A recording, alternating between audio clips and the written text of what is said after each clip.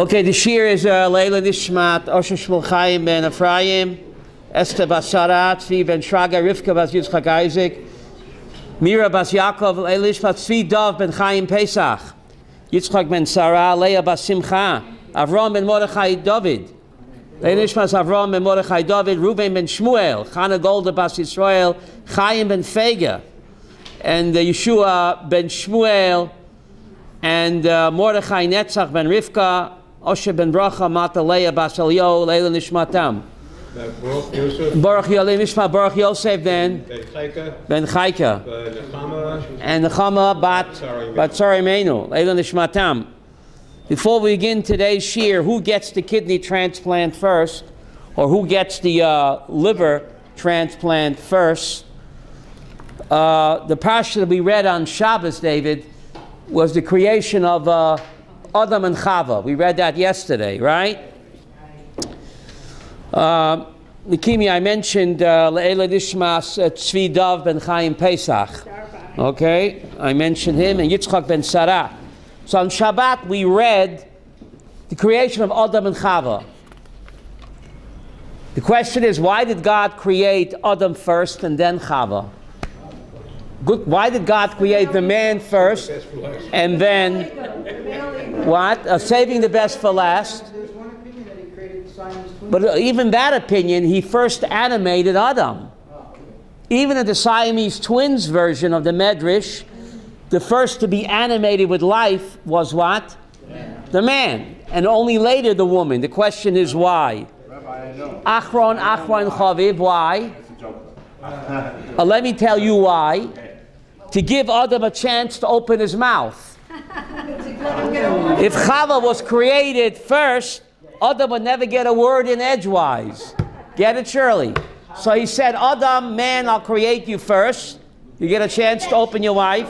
And then I'll create your wife. Otherwise, if she comes first, you'll never open your mouth. Do you know what the problem with that? You know what the problem with that is? What? And then he fetched. It's this woman you get. That's right. Some people are never satisfied.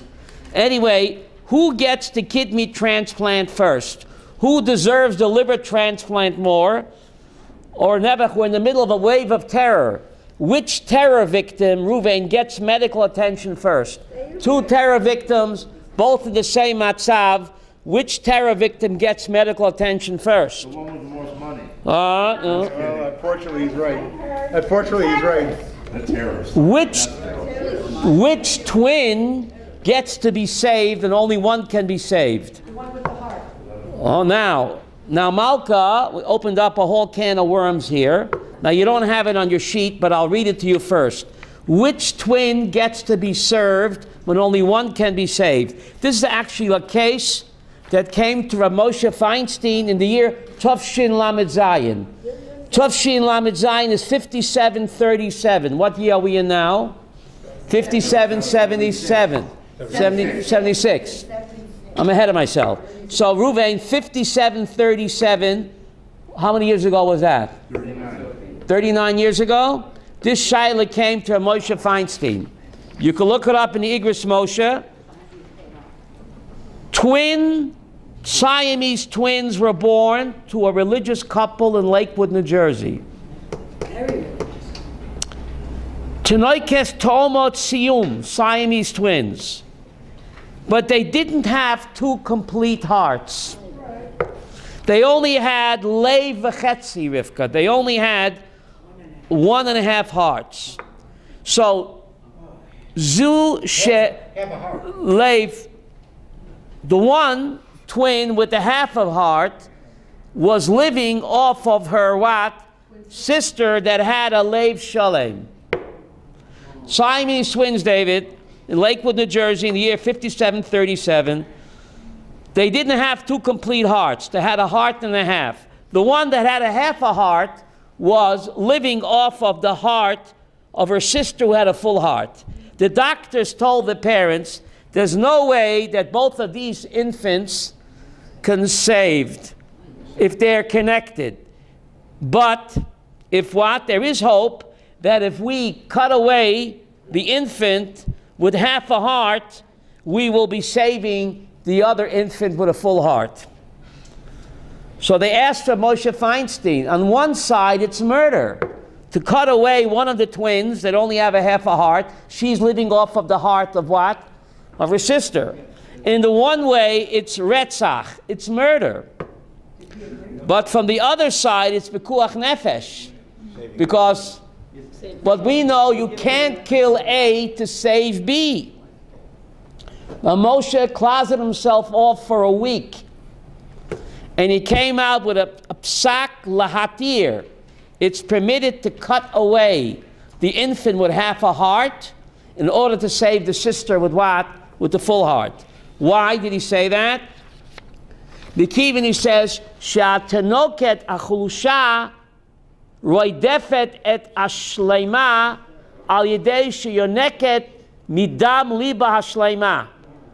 He paskin that the female twin, the weak one, was Rodef, her sister who had the full heart.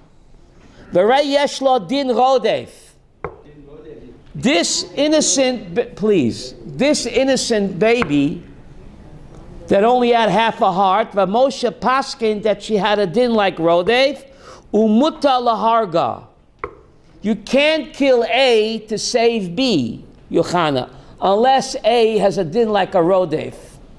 What does a Rodef mean? In this context, what is Rodef? Rodef means a pursuer. Now, obviously, this innocent baby didn't know that she's pursuing her sister. But by the very fact that she only had an incomplete heart and living off of her sister who had a full heart, so she was being Rodef a sister because what? There's no way that they can both survive. So Rav Moshe paskin, you're permitted to cut away and kill the weak sister who only had half a heart, who was living off of her Siamese twin sister that had a leib shalem.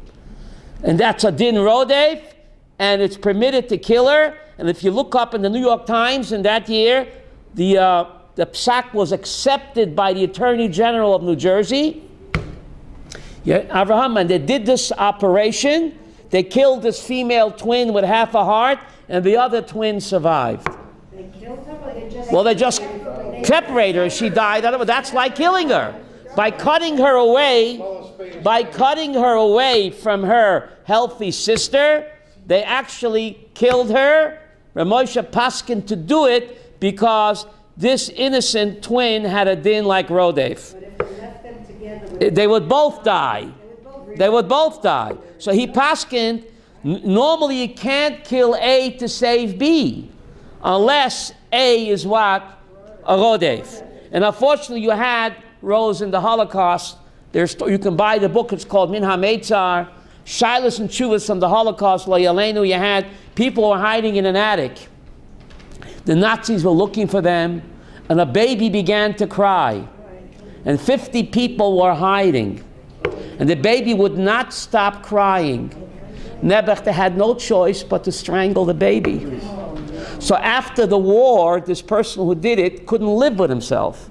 He went to the night Baruch for asking for what to do. He can't live with himself. He said, you did the right thing. This innocent baby had a din like a Rodef, because if the baby would continue to cry, the Nazis would find all 50 of you and kill you. So Nebuch, unfortunately, he did the right thing, because this innocent baby Nebuch had a din like a Rodef.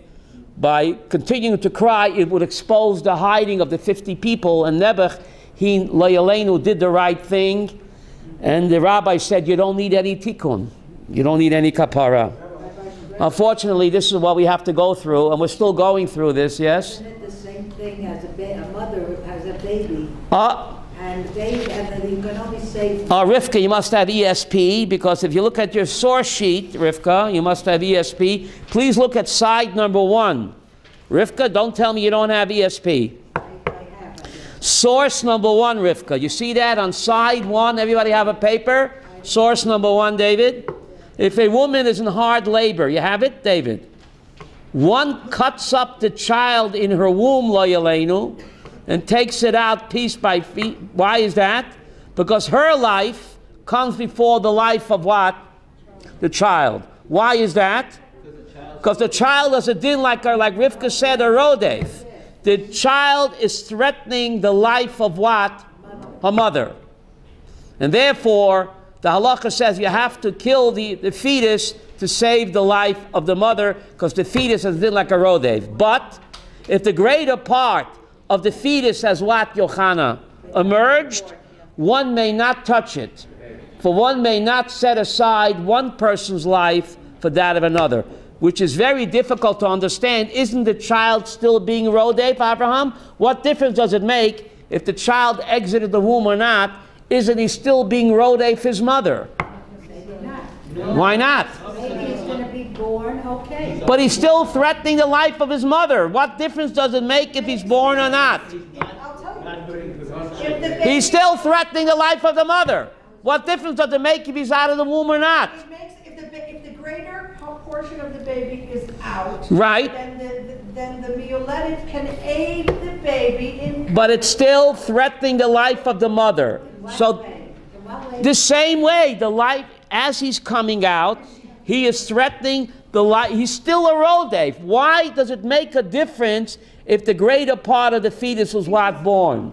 So please, so the Maggid Mishnah asked this question in the Rambam, and he says, because in that case, we don't know who the rodef is, Rose. You mean the mother could be threatening the baby? Beautiful.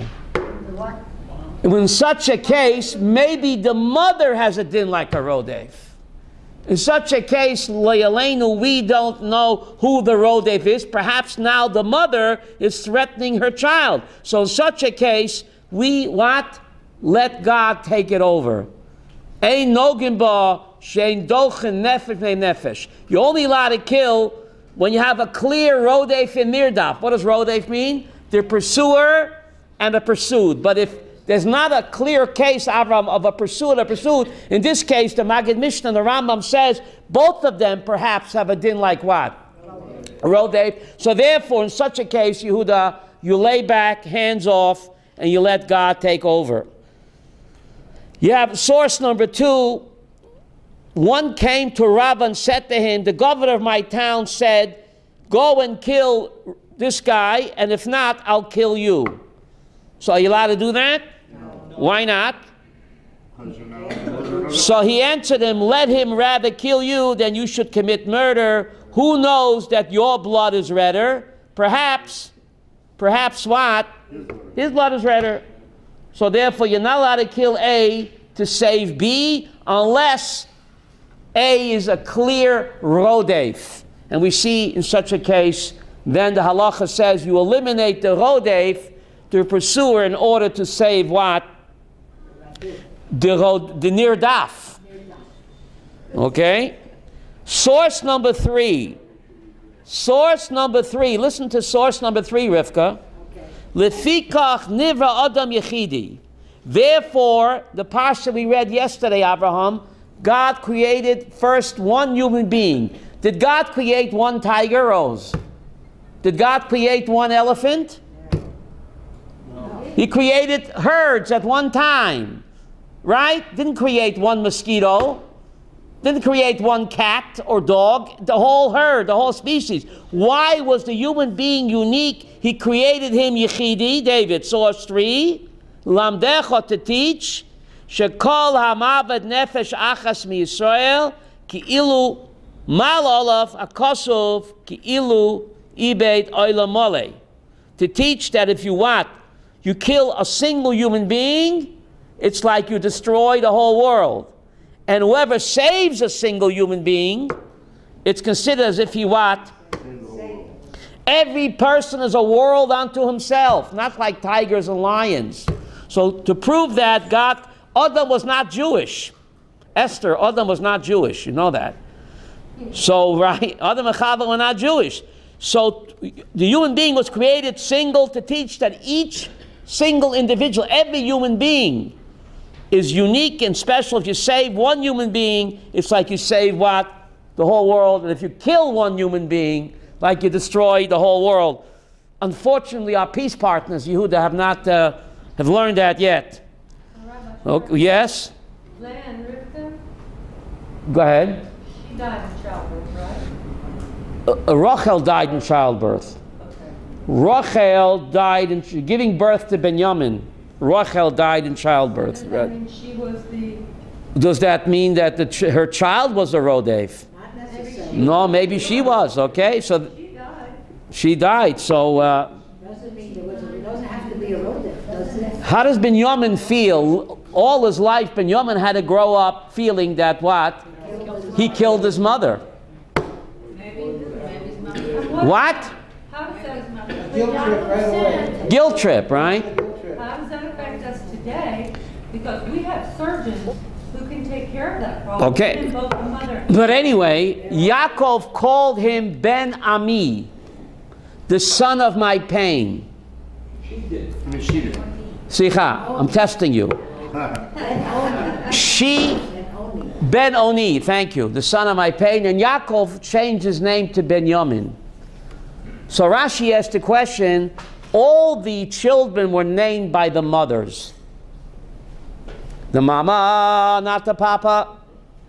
Women have a bina yeteda. A name in Hebrew is not Tom, Dick, and Harry. A name in Hebrew defines your tafkid in life. So Ramban says in Tanakh, women give names because women are more in touch with their neshama. They're more qualified to see this baby and define the tafkid, which is contained what? In the name. And therefore, in Tanakh, women name the children. So Rashi asked the question, what right did Yaakov have to change the name to Benjamin when his wife called him the son of my pain? So Rashi says something amazing. Look at Rashi there in Pashas Vayishlach. He says Benjamin was the only brother born in Eretz Yisrael. All the other children were born on Ocean Parkway, Yehuda. I mean in Syria. They were born in Syria. A lot of Syrians on Ocean Parkway in Brooklyn. Benjamin was the only son. Nechama, you can tell them to make it a little cooler if you want, if you don't mind. You tell the lady up front to make it a little cooler. I don't want to fall asleep. The only brother born in Israel. So Rashi says you cannot associate any negativity with Eretz Yisrael. Benjamin, the son of my right hand. You're the only child born in Israel? Right on. Benjamin, despite all the terror, Israel is right on. So Benjamin, despite that he caused his mother such pain. So anyway, what do we do here? Who gets the liver or the kidney transplant first? What does the halacha say about it? If you look at source number 4, David, source number 4 is from the Mishnah. Source number 4, it's not politically correct, is it, Yehuda? Source number 4, a woman takes precedence over a man takes precedence over a woman in a matter concerning the saving of a life. Why is that? And a woman takes precedence over a man in respect of clothing and ransom from captivity. When they are both exposed to him, when they're both exposed, you have it, Esther, source 4, when they're both exposed to immoral degradation in their captivity, the man's ransom takes precedence over that of the woman. Why is that? What? Yeah. Well, Cohen koydem l'Levi. See the next paragraph. A Cohen takes precedence over a Levi over an Israelite, etc. So, but the bottom line is, Mamzer Talmud Chacham koydem kohen gadol ha'aretz. Remember the Titanic? There's only one place on the lifeboat. One place on the lifeboat. You have a high priest who's an ignoramus, and you have a mamzer who's a Talmud Chacham. Who gets the last seat on the lifeboat? Mamzer, incredible. Mamzer Talmud Chacham, the learned bastard, the SOB, takes precedence over what? The ignorant high priest. That's pretty amazing, right? Who's determining? Will he give him a test? Esther, you give him a test? You want the life jacket? You gotta recite Shas for me. Otherwise you don't get the life jacket, right, Rabbi Yaakov? Very hard. Very hard, very hard. Right? So of course this is all theoretical, Esther. Right? That's changed his life to become a Talmud Chacham. So he gets the life jacket first. Didn't. He, even though he's a mamzer, he became a Torah scholar. He comes before the high priest. That's pretty amazing. Could have learned Now, this is all theoretical, Yechana. What about halacha l'maisa? Source number 5. You have it, Nechama? Source number 5. Rav Moshe Feinstein, you have it? If they came at the same time, 2 sick people who needed the same treatment, they came at the same time. So what do? See source number 5, Yehuda? Before one has begun to undergo treatment, the patient is taken first, who the doctor feels has what? The best chance for recovery. But if they already began administrating to one patient, even if he will only survive only what? You do not stop the treatment to help somebody else. This does not matter who they are, right? Doesn't matter who they are. You see that? Ruvain, whether he's a man or a woman, a Kohen or a Levi. Rav Moshe Paskins, I'll read it in Hebrew, source number 5. Shimbo shneim kibat achat. Doesn't matter, you're a mamzer, a Talmud Chacham, Kohen, Levi, woman, bisexual. It doesn't matter. Hanu koydim shechnisu echad mehem, tzorech lahaknis tchila. Before you begin treating, you're supposed to treat first at mi sheladat harofim, that the doctor, he decides, his professional opinion, who what? Who has the best chance of what? Of recovery. So it's the doctor's call. But if they already began treating one patient, even though he will what, Yehuda? Only survive what? You do not stop treatment. Now, the following, Rav Tendler said over. Rav Tendler was Rav Moshe Feinstein's son-in-law. Now, you see the bottom of side number 1, Yehuda, it's a little hard to read in my handwriting. Rav Tendler heard from Rav Moshe. This was not written anywhere, Lillian. This was a verbal psak that he heard from his father-in-law during World War II. Penicillin shortage in New York hospitals. There was a penicillin shortage in New York hospitals because it was shipped overseas to GIs who were getting a high infection rate of VD, of gonorrhea. So there was a penicillin shortage in New York hospitals because they shipped it overseas to the GIs who were affected by gonorrhea. The doctor asked, a Jewish doctor in New York hospital, asked Rav Moshe Feinstein, patients in my ward are dying for lack of penicillin. I have a limited supply. Rose, who gets it? Rav Moshe told the doctor, the first one in the first bed. You're walking into the ward. There's a bed there. There's 90 beds there, 40 beds there with all people dying, need penicillin. Rav Moshe told the doctor, the first person that you meet on your way in, doesn't matter, Cohen, Levi, Israelite, Jew or non-Jew, you give him the penicillin. This is not written. This is, Rabbi Tendler heard this verbally from Moshe. He told the doctor, the first one in the first bed, as you walk into the ward, he should get the penicillin. What? I guess you better change your name from zoology to Abbott. First one to serve, first come, first serve. So it, what? So it does seem, 1 minute, it's Esther, look at source 5. Doesn't this seem to contradict Rabbi Avram, source number 5? This seems to contradict his written opinion, Malka. In his written opinion, in source number 5, Moshe writes, if they came at the same time to get treatment, before one has begun to undergo treatment, the patient is taken first who the doctor feels has the best chance of recovery. But if they already began administering to one patient, even if he'll only survive a short time, you do not stop treatment to help somebody else. Doesn't this contradict, Ruvain, his verbal psak? I don't know, I'm asking you. Seems to contradict, what? Because the first guy could be ready to go. And right? But he told, this is halacha that he told his doctor, the first one in the first bed. This is a verbal psak that Rabbi Tendler told over that he heard from a Moshe. Can I ask Who did he tell it to? Who did he tell it to?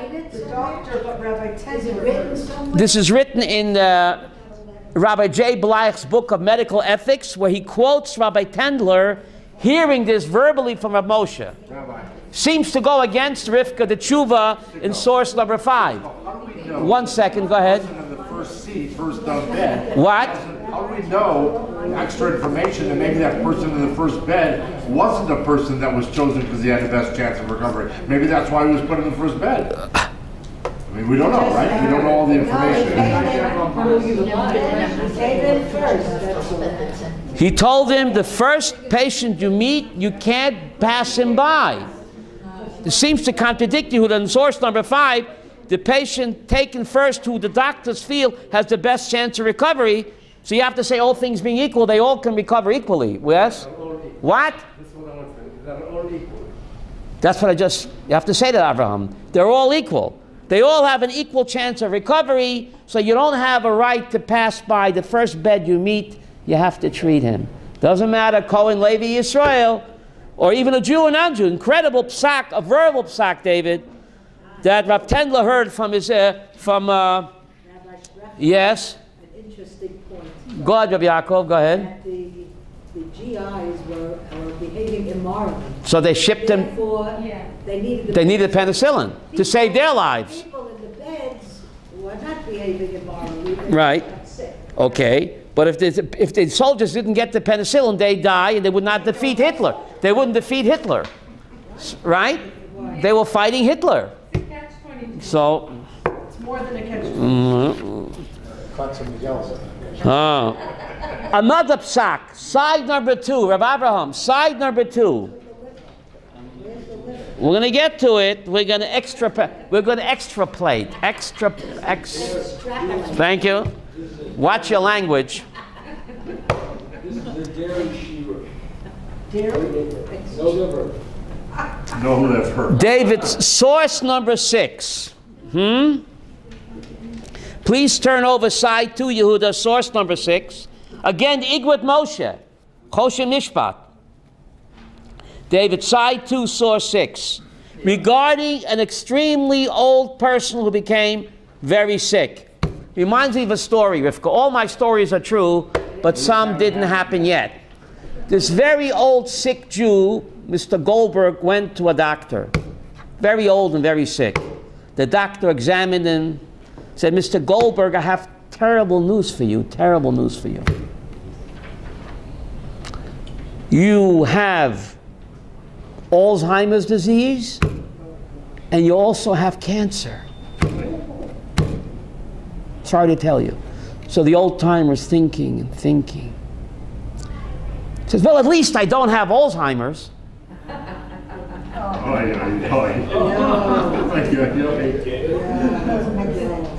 You don't like it, Shirley? Okay.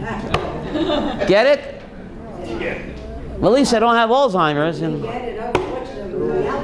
never. He forgot. He forgot already, you know. He's looked at the bright side. No more story. Last one. This old timer was crossing Jaffa Street. Very old Jew, and he got hit by a car. A car or a train got hit by a car. And he's laying there, you know, and the driver who hit him goes over to him and he puts his jacket under his head and he says, "Sir, are you comfortable?" He says, "Thank God I make a living." There was an actor. He asked him, "Are you comfortable?" He said, "Thank God I make a living." If that's not funny, I don't know what is. Rabbi Sprecher, you got to write a book on jokes. On jokes, okay. Okay. I think you should write a book of bloopers. Which one? Beryl and Schmerl, okay. Oh, how do you know God is a baseball fan? Because it says In the big inning. In the big inning. Should I tell the Uncle Schmerl story? You know it. Two base. You know? Yeah, you heard it? You heard it? Okay, I want to tell it. Malki, did you hear Yankel and Schmerl, the baseball fan story? You didn't hear it. Yankel and Schmerl, two Philadelphia Philly fans, all their lives. 75 years. They never missed a game in Philadelphia Phillies, right? The friendly city. And Shmerel feels that his time is near, right? That he's going to die. He's 99 years old. He feels he's going to die. So Yankel says, Shmerel, when you die, you have to come back and tell me. We love baseball. You have to come back and tell me, is there baseball in heaven? So Yankel dies. 3 days later, he comes to Shmerel in a dream.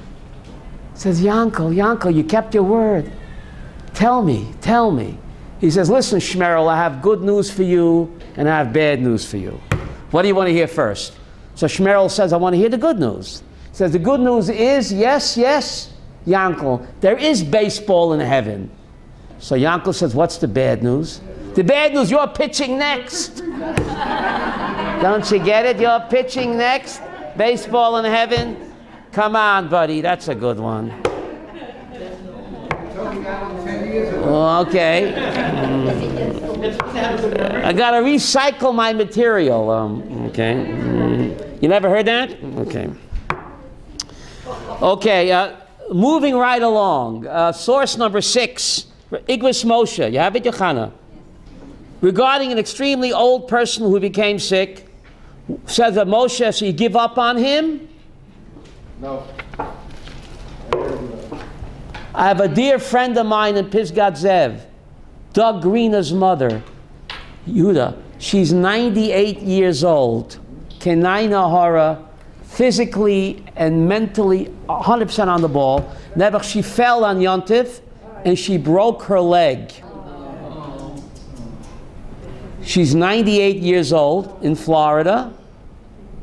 The doctors debated whether to operate on her, and they said that she has a body of a 60-year-old. They operated on her, they put a cast on, and they said, Baruch Hashem, she'll be in a few weeks up as good as new. A 98-year-old woman, they operate on her, they set the bone, and they said it's amazing, she's the body of a 60-year-old, and the mind is completely 100%. 98 years old. What a bracha that is. You this, Esther? So regarding an extremely old, sick person who became more sick, says emotion, source number 6, one certainly must try to what? Heal him as much as possible, just as with a young sick person. Yichana, you looking in? And even if the elderly person does not want treatment, complaining that the rest of his life is worthless, he must be treated against his wishes. We don't allow him to commit suicide. And his age plays no factor in priorities who receives treatment first. That also seems to be a contradiction. Okay, so one of the factors we looked at before was who's got a better chance of going. Obviously, a younger person has a better chance. So Moshe seems to contradict himself. Reuven, help me here. He seems to contradict himself. I left it to you. On source number 5, he says that what? Who do you give the liver to first? Source number 5, Rivka. He says you give the kidney to the person the doctors feel has the best chance of recovery. That's who you give the kidney to. Yes? Or the liver.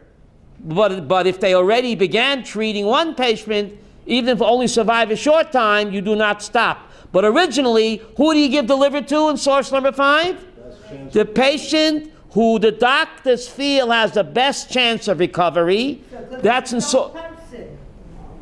source number 5. And surely, source number 6. Regarding an extremely old person who became ill, one certainly must try to heal him, to give him the liver as much as possible, just as with a sick young person. Why not? Tell me why not. What? This is only one case. It's one old person. There's no second person. Well, it does say, there's no choice here. it says the priorities. There's not another person who needs that. So who do you give the kidney first? Does it depend who has the best chance of survival? As source number 5 or source number 6? There's not 2 patients. There's only one. No. I hear what you're saying. Okay. Thank you, Rabbi Yaakov. So Rabbi Yaakov is saying in source number 6 there's only one patient. Very good. No contradiction.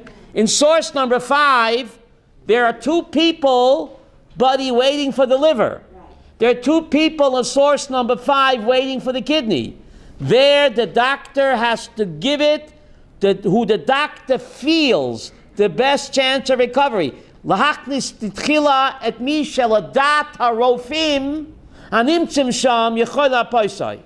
That's source number 5. Rabbi Yaakov pointed out very 100%. There are 2 people there. Then it's the doctor's call, who the doctor feels has the better chance, Rose, of what? Surviving with the liver or the kidney. What? It doesn't say anything about old or young. It says about who you think will survive. Well, normally a young person has a better chance, no?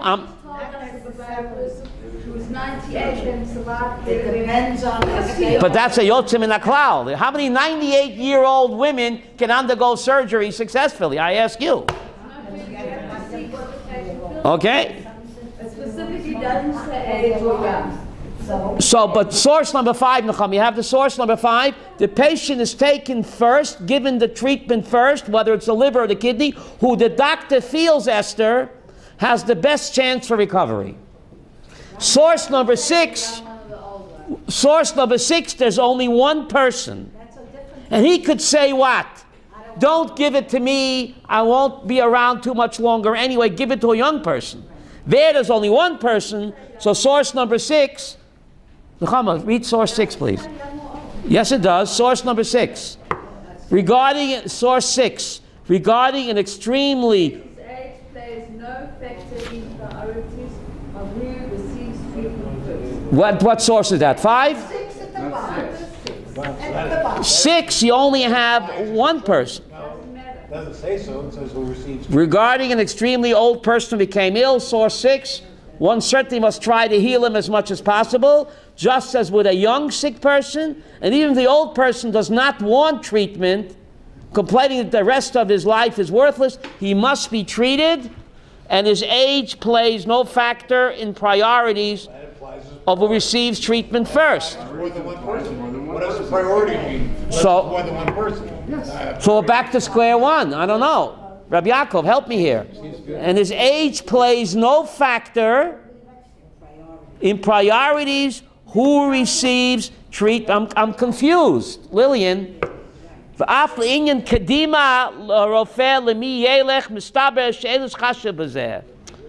again, Nechama, you're right. I'm confused again. What? Depends on the person's body. So, what? Depends on the person's But body. His health, his well-being. Body, not his body. But they're both equally able to receive the kidney. Who does the doctor give it first? What? Whoever he chooses. Whoever the doctor can play God. The doctor plays God, buddy. The doctor. You know the difference between a doctor and God? What's the difference between doctor and God? God doesn't think he's a doctor. No, Ani Hashem Roifecha. I beg to differ, Rivka. There's one profession that God calls himself in the Torah. Ani Hashem Roifecha. Therefore, every Jewish mother wants her child to be what? A doctor, because she thinks he's God, right? Yeah, go ahead. I think you see the 3 dots there. Yes. I think something has been taken out because it starts off with an individual case, and then it discusses priority. Okay, B'dover Zokain Muflag. Okay, let's read the Hebrew. Shenachala vaday michiyov apoisai b'mea she'efsher kamo leish tzayir. Af im ein achol lehazoken rotze b'amro shamos b'chayav. Right. I didn't write the whole tshuva because it's too long. I just wrote the punchline. Af le'inyan kadima. Who gets l'rofe l'mi yelech mistaber she'ein l'schashet bozeh. Mistaber, that his age plays no factor who receives treatment first. You go to on number 5. Right. The second part starts. Okay. Goes back. One with the right blood type, Rabbi. Let's say they both have the same blood type. No, Yeah. On the first page, that's what it says. Okay. There's a slight Mm-hmm. mix-up because the green dots indicate that something was taken out. Okay. The preference, Right. age makes no preference in number 5. Okay. So does age play a factor, or is it up to the doctor to decide? If If an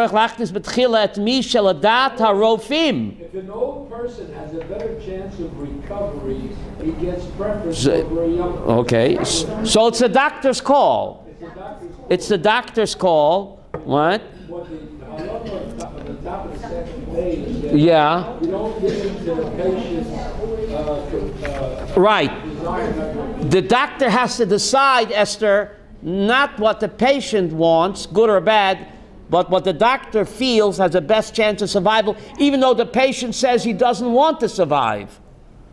Right, buddy? It's not up. A person's not allowed to commit suicide. Right? That's the question. How could Yonah say, throw me overboard? You can't commit suicide to save other people. Can you? Yes.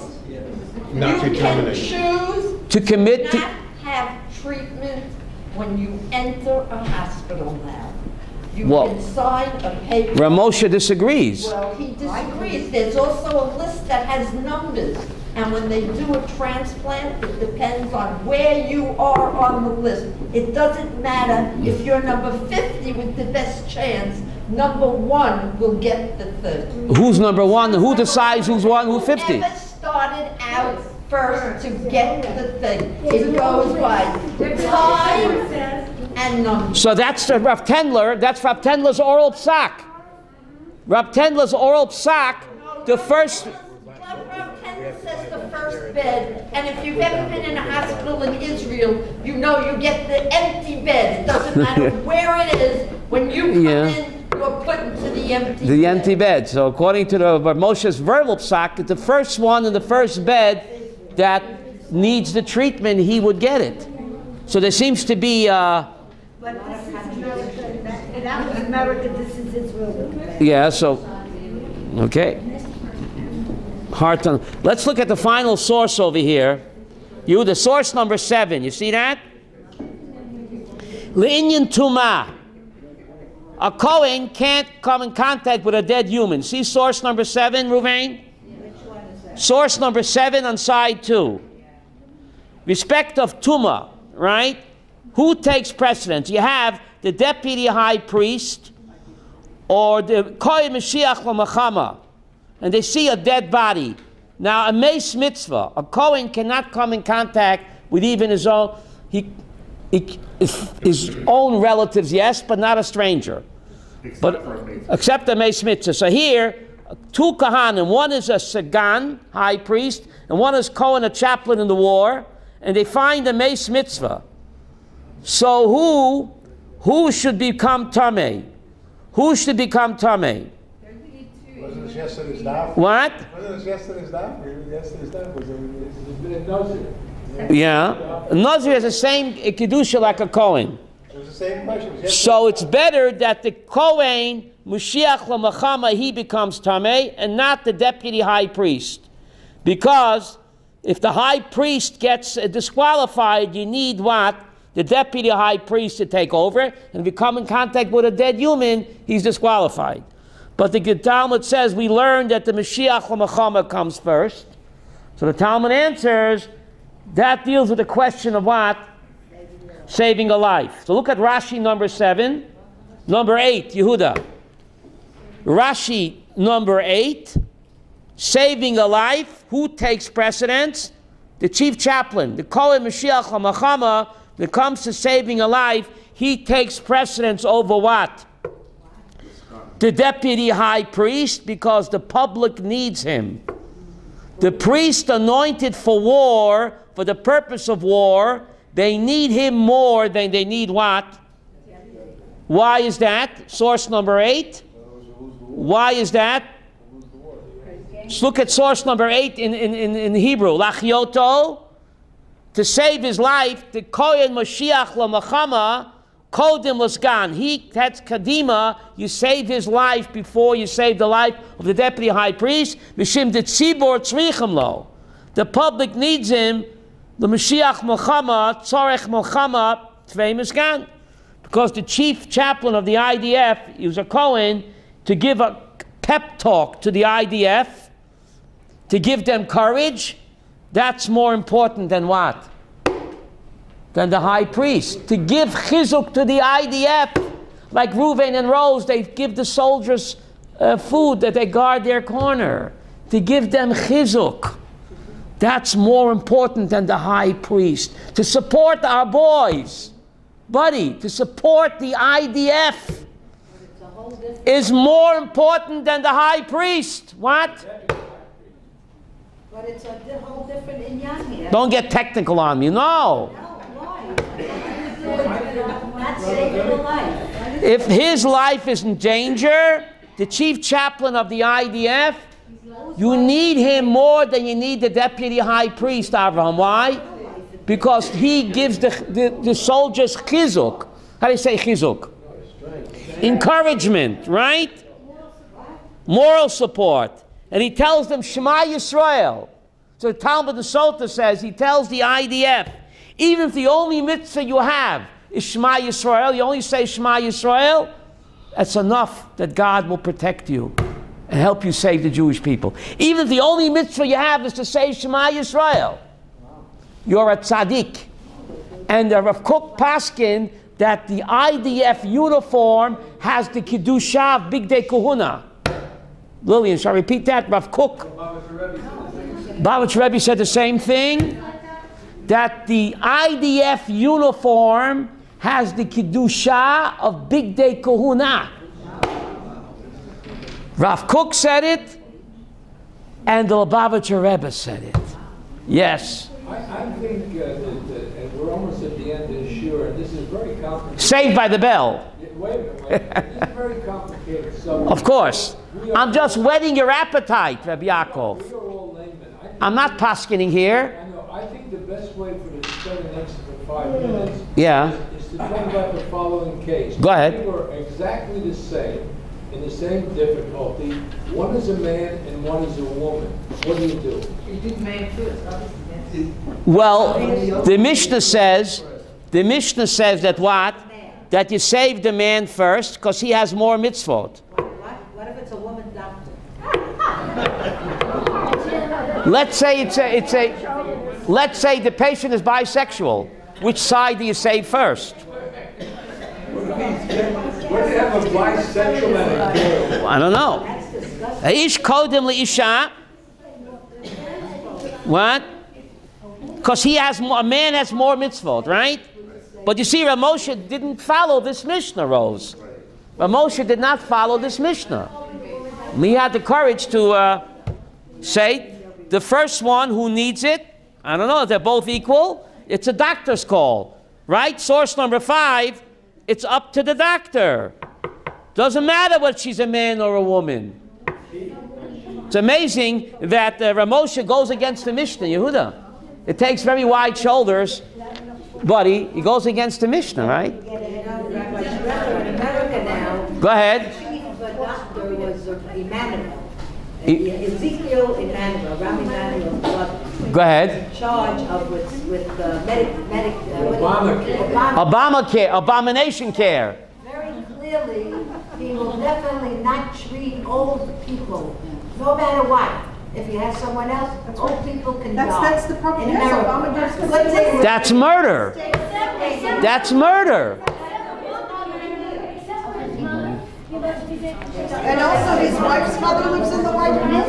No, she's a woman. His mother-in-law. His mother-in-law. Henny Youngman said, I just came back from a pleasure trip. I just drove my mother-in-law to the airport. That's pleasurable. What? Henny Youngman, I just came back from a pleasure trip. He said, I just drove my mother-in-law to the airport. He also says, now take my wife. Please. And he also said, I took my wife to a place she'd never been to before. I took her to the kitchen. Okay, thank you very much. Stay safe.